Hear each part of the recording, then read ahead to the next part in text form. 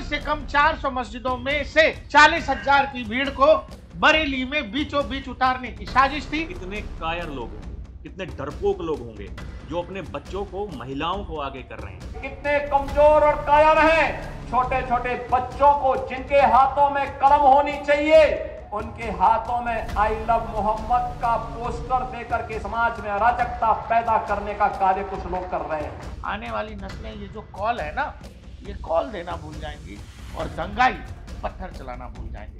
अब उत्पातियों और उपद्रवियों को पता लगेगा कि 7 पीढ़ियां याद आएंगी उनको। लोग अब इसको ये कह रहे हैं कि जी जानबूझ करके एक तबके को योगी आदित्यनाथ निशाना बना। 2027 का विधानसभा चुनाव है, उससे पहले क्योंकि मुद्दा कुछ नहीं है इसलिए ये मुद्दा बनाना चाहते हैं। कल को मोदी नहीं रहेगा, कल को योगी नहीं रहेगा तो फिर तुम्हें कौन बचाने आएगा? अरे भाई साहब, ऐसी मानसिकता कुछ लोग हैं जिनकी मानसिकता वही सड़ी हुई मानसिकता है, जो लकीर के फकीर बन के रहना चाहते हैं। जो प्रयास कानपुर में हुआ, उस प्रयास को और भी आगे ले जाने का प्रयास बरेली में था। मौलाना ये चाहता था कि बरेली को जाम कर दिया जाए। मौलाना ऐसा कई साल पहले भी बरेली में कर चुका है।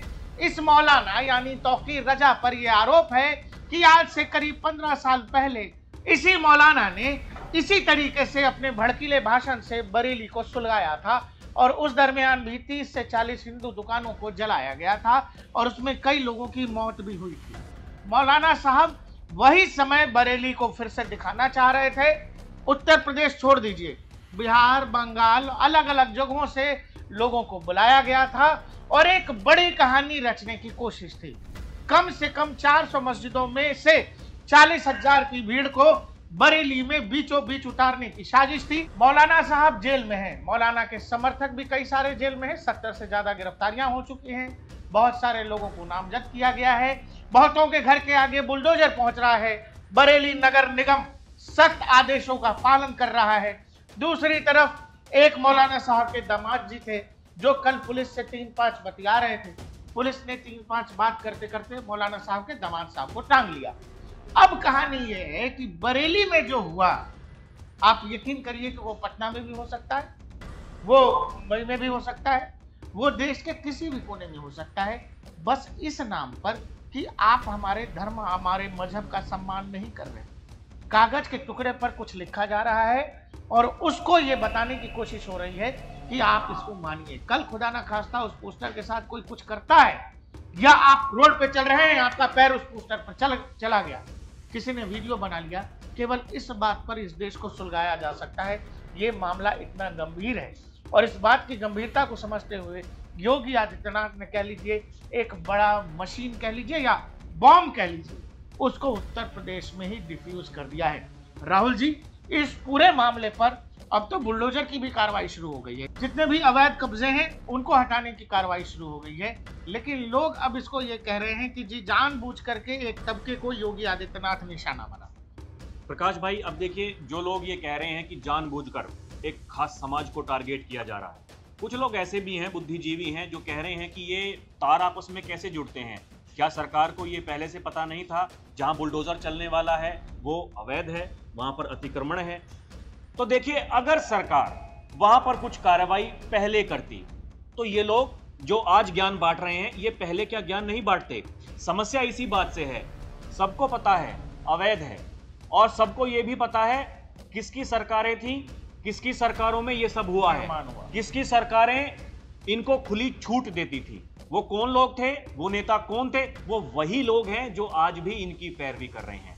आपने देखा होगा कल समाजवादी पार्टी का प्रतिनिधिमंडल वो जाकर के बरेली का, क्योंकि वो बरेली में ही है, उसने जाकर के डीएम से मुलाकात की है और कहा जा रहा है कि निर्दोषों का उत्पीड़न हो रहा है। इनकी भाषा शैली को आप समझिए, ये लोग क्या कहना चाहते हैं, क्या करना चाहते हैं। ठीक है, कांग्रेस पार्टी के सांसद इमरान मसूद, वो बोटी बोटी वाले, वो बरेली जाना चाहते हैं। उनके साथ में और भी कांग्रेस के कई सारे नेता हैं। राजनीति चमकानी है।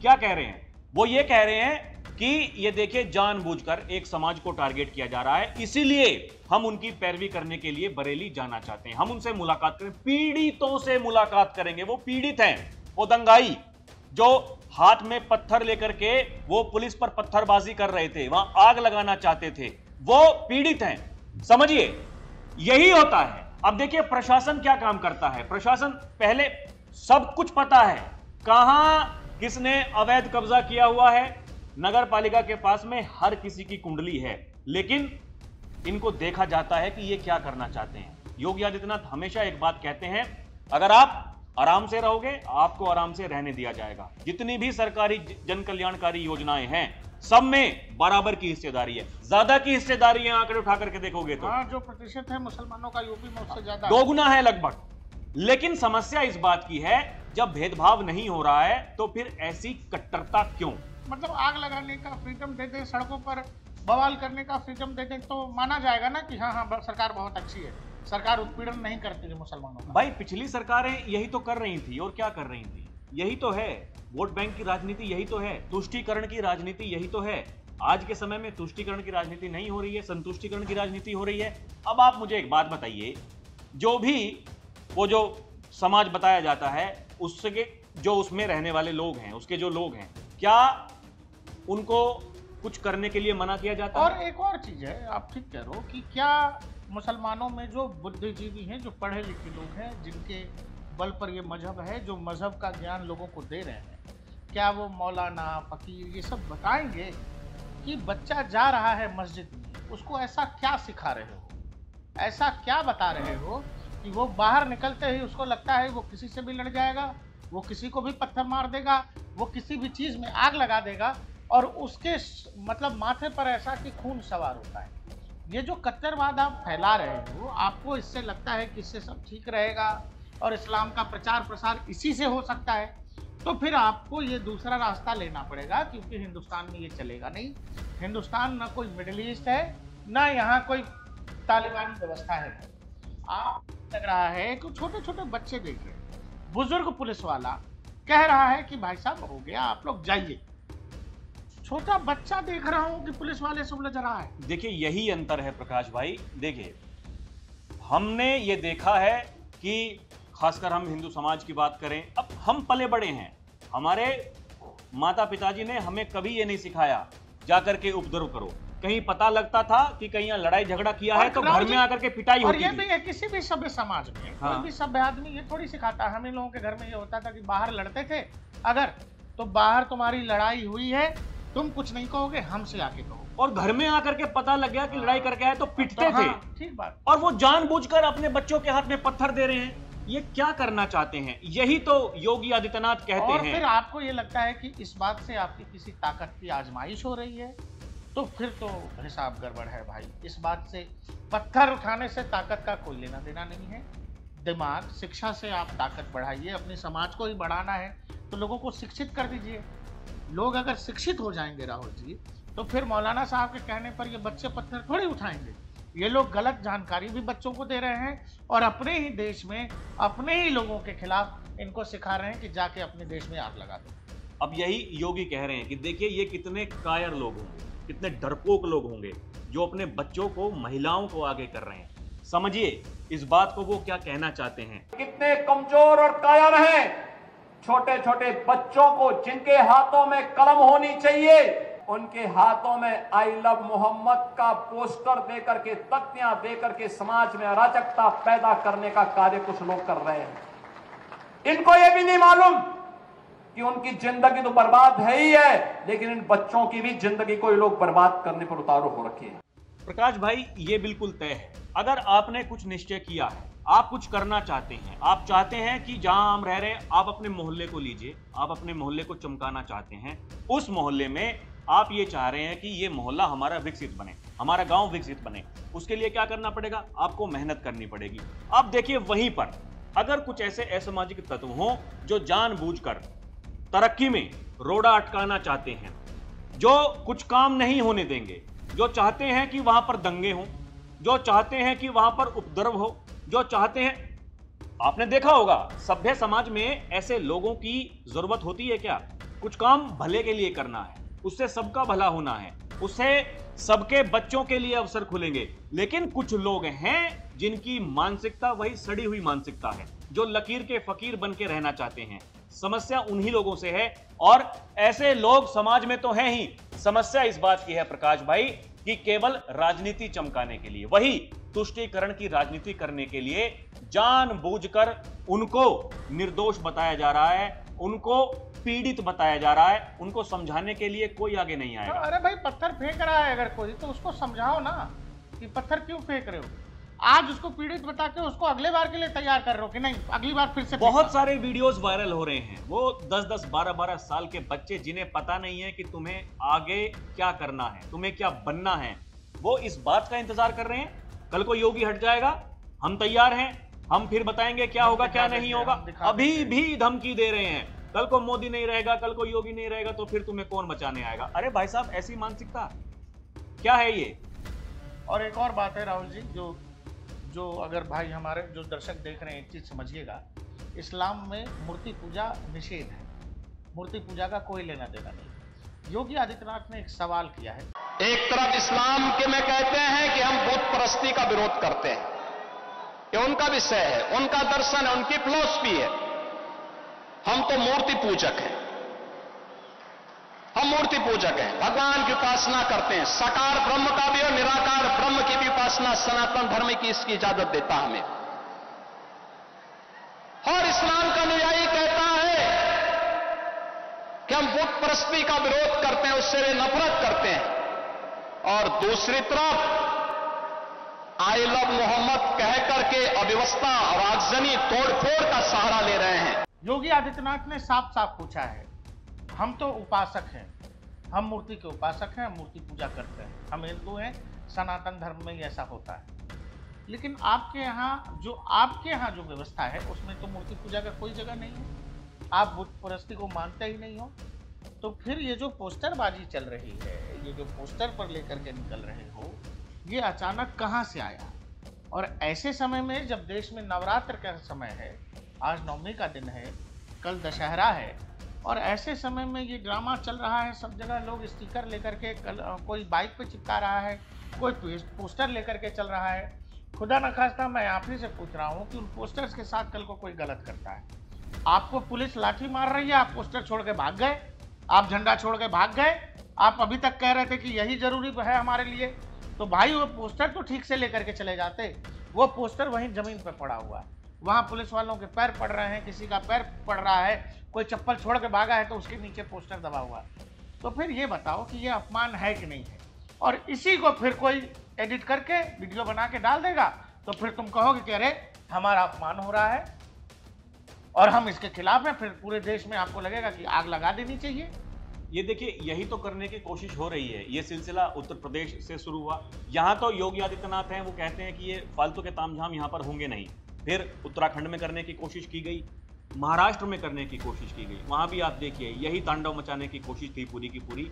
फिर जब एक्शन लिया जाता है तो फिर ये लोग रोने लगते हैं, लंबे लंबे आंसू दिखाई देते हैं, क्योंकि ये क्या करना है, इनको ये दिखाना है कि केवल ये बीजेपी कराती है। कुछ लोग ऐसे हैं जो आज भी ये कह रहे हैं, ये क्योंकि चुनाव आ रहा है, 2027 का विधानसभा चुनाव है, उससे पहले क्योंकि मुद्दा कुछ नहीं है इसलिए ये मुद्दा बनाना चाहते हैं। मुद्दे क्यों नहीं है प्रकाश भाई? मुद्दे इसलिए नहीं है, उत्तर प्रदेश वो सबसे तेजी से बढ़ती हुई अर्थव्यवस्था है। जैसे वैश्विक स्तर पर भारत सबसे तेजी से बढ़ती हुई अर्थव्यवस्था है, ऐसे उत्तर प्रदेश पूरे देश में सबसे तेजी से बढ़ती हुई अर्थव्यवस्था है। अब आप देखिए, रेवेन्यू सरप्लस 70,000 करोड़ रुपए का है। ये कैसे हो गया? ये ऐसे हो गया क्योंकि राजनीतिक इच्छा शक्ति है। योगी आदित्यनाथ वो गांव के प्रधानों से, देखिए ये इच्छा शक्ति की बात है, गांव के प्रधानों से बात कर रहे हैं कि भाई साहब सबसे पहले आपको अपने गांव का विकास करना होगा। गांव का विकास होगा तो पंचायतों का विकास होगा, पंचायतों का विकास होगा, नगर पालिकाओं का विकास होगा, जनपद का विकास होगा, उसके बाद में उत्तर प्रदेश का विकास होगा तो देश का विकास होगा। लेकिन समस्या इस बात से है कि वो कौन लोग हैं जिन्हें यह विकास पसंद नहीं है। देखिए, आप आंकड़ों के ऊपर बात करें, पसंद इसीलिए नहीं है कि उनको लगता है कि विकास इतनी ज्यादा हो रही है, इस बात को तो हम मान जाएंगे, एक तबका मान ही रहा है, तो फिर से योगी आदित्यनाथ आ जाएंगे। बिल्कुल वही तो बात है। आप क्या समाज में स्थापित करना चाहते हैं? आप लोगों के मन में क्या भरना चाहते हैं? अरे आम जो जनता है, जो लोग हैं, वो इस बात को महसूस कर रहे हैं। देखिए, जो समझदार व्यक्ति है वो कमा के आराम से खा लेगा, उसको कोई दिक्कत नहीं है, सरकार किसी की भी हो। लेकिन सबसे बड़ा मुद्दा है प्रकाश भाई, वो है सुरक्षा व्यवस्था। कानून व्यवस्था, महिलाओं की सुरक्षा, व्यापारियों की सुरक्षा, वो व्यापारी जो उत्तर प्रदेश में निवेश करने से डरते थे, यहां व्यापार करने से डरते थे, उनके मन में एक ऐसा समाज उन्हें दिखाई दे रहा है जहां वो अपने आप को सुरक्षित महसूस कर रहे हैं। लेकिन दिक्कत इसी बात की है कि आपके पास में क्या मुद्दे हैं, आप जनता के बीच में क्या लेकर के जाएंगे। हर कोई इस बात को कहता है, भाई शहरीकरण पर हर कोई जोर देता है, लेकिन गांव के बारे में कोई नहीं देखता, गांव देहात में कैसे लोग रहते हैं उनके बारे में कोई नहीं सोचता। अब आप देखिए, एक व्यक्ति, एक मुख्यमंत्री जो गांव देहात के लोगों से ही पूछ रहा है क्या दिक्कत है, क्या परेशानियां, आप हमें बताइए, हम उनको दूर करेंगे। इसका मतलब तो यह है कि आपने जो एक मुद्दा हुआ करता था वो मुद्दा भी उनसे छीन लिया है। आप एक उस दौर पर आगे बढ़ चुके हैं जहां से पीछे हटना बहुत मुश्किल है, जहां आपके आलोचक जो भी हैं वो भी इस काम को देखते हुए वो ये कहेंगे, नहीं भाई कुछ तो अच्छा हो रहा है, यही हमें चाहिए। अरे जाइए ना गांव देहात के लोगों से जाकर के बात कीजिए, वो लोग ये कहते हैं हमने इन गांवों को बदलते हुए देखा है। वो चोरी का डर, वो डकैती का डर, वो डर शाम को 6 बजे के बाद घरों से बाहर नहीं निकलना है। आज बच्चे बाहर पढ़ने जाते हैं, अपने मन से काम कर रहे हैं। नौकरी अगर कोई नहीं करना चाहता है, सरकार उसको सुविधा दे रही है। कोई अपना स्टार्टअप करना चाहता है, उसको बिना ब्याज के लोन दिया जा रहा है। ये कितनी बड़ी बात है। लोग प्रेरित हो रहे हैं आगे बढ़ने के लिए। यही तो कहते हैं योगी आदित्यनाथ कि आज का युवा कुछ करना चाहता है। आज का युवा लकीर का फकीर बनकर नहीं रहना चाहता है, लेकिन उन बातों को नजरअंदाज करने की कोशिश कुछ लोग करते हैं जिन्हें शांति पसंद नहीं है, जो लोग चाहते हैं सड़कों पर उपद्रव हो, जो लोग चाहते हैं ये दंगे फिर से हों, कर्फ्यू यहां फिर से लगें और ये जो विकास का मार्ग जो है इसमें बैरियर खड़ा हो। ये बैरियर नहीं खड़ा होने देना है, इसलिए ऐसी कार्रवाई हो रही है। और बुलडोजर की कार्रवाई जो कहा जाता है, कुछ लोग कहते हैं ना सुप्रीम कोर्ट ने आदेश दिया बुलडोजर कार्रवाई नहीं होगी। सुप्रीम कोर्ट ने यह माना है, उत्तर प्रदेश की सरकार ने जितने भी बुलडोजर एक्शन किए हैं वो नियमों के अंतर्गत किए हैं। सभी को पहले जानकारी दी गई है, सभी को पहले यह बताया गया है कि इसको खाली कर लीजिए, नहीं तो आपके ऊपर कार्रवाई होनी तय है। और ऐसे ही कार्रवाई हो रही है। लेकिन आप देखिएगा, ये केवल एक शुरुआत है। आने वाले दिनों में ऐसे बहुत सारे आपको ऐसी अड़चनें दिखाई देंगी, ऐसे लोग दिखाई देंगे, उनकी बयानबाजी दिखाई देगी। कुछ लोग हैं जो उन्हें पीड़ित बताएंगे, निर्दोष बताएंगे। अरे आप बताइए, वो लोग जो पुलिस प्रशासन पर पथराव करते हैं, क्या वो पीड़ित हो सकते हैं? क्या वो लोग जो जुम्मे की नमाज के बाद में वहां सड़कों पर तांडव करने की कोशिश करते हैं, वो निर्दोष हो सकते हैं? क्या एक तस्वीर तो बताइए। ये तो शोध का विषय है कि आपके यहाँ जुम्मों की नमाज होती है और अव्यवस्था का इतना डर होता है कि पुलिस प्रशासन जुम्मे वाले दिन अधिक अलर्ट होती है। ऐसा क्या होता है मस्जिदों में, क्या बताया जाता है, क्या सिखाया जाता है, भगवान जाने। और क्यों लोगों को डर लगता है कि जुम्मे वाले दिन अरे कुछ हो सकता है, और फिर प्रशासन को, राज्य सरकार को जुम्मे के लिए अलग से तैयारी करनी पड़ती है। बरेली में जो हुआ वो सिलसिला पूरे उत्तर प्रदेश में चलाने का प्लान था। और बरेली में मैंने जैसे आपसे बताया कि देश भर से अलग अलग जगहों से लोगों को बुलाया गया था। प्लान ये कि 40,000 से ज़्यादा लोगों को एक साथ उतार देना है और हिंसा फैलानी है। उसको 2 घंटे के अंदर बरेली में कंट्रोल कर लिया गया। और कंट्रोल ही नहीं किया गया बल्कि इसको आगे बढ़ने भी नहीं दिया गया। और इसके पीछे जो सब थे, मौलाना तौकीर रजा साहब का हिसाब ऐसा होगा, मैंने पहले भी वीडियो में कहा है कि जिस तरह से योगी आदित्यनाथ ने विधानसभा में घोषणा कर दी थी अतीक अहमद को लेकर, तौकीर रजा के लिए कुछ उसी तरह की घोषणा कह दी कि मौलाना साहब आने वाली नस्लें आपकी याद रखेंगी, आने वाली नस्लें ये जो कॉल है ना, ये कॉल देना भूल जाएंगी और दंगाई पत्थर चलाना भूल जाएंगे। आपको बरेली की घटना पर क्या लगता है? आपको हमारा ये वीडियो कैसा लगा हमें कमेंट सेक्शन में जरूर बताइएगा। देखते रहिए DNP इंडिया, हर खबर भरोसे के साथ।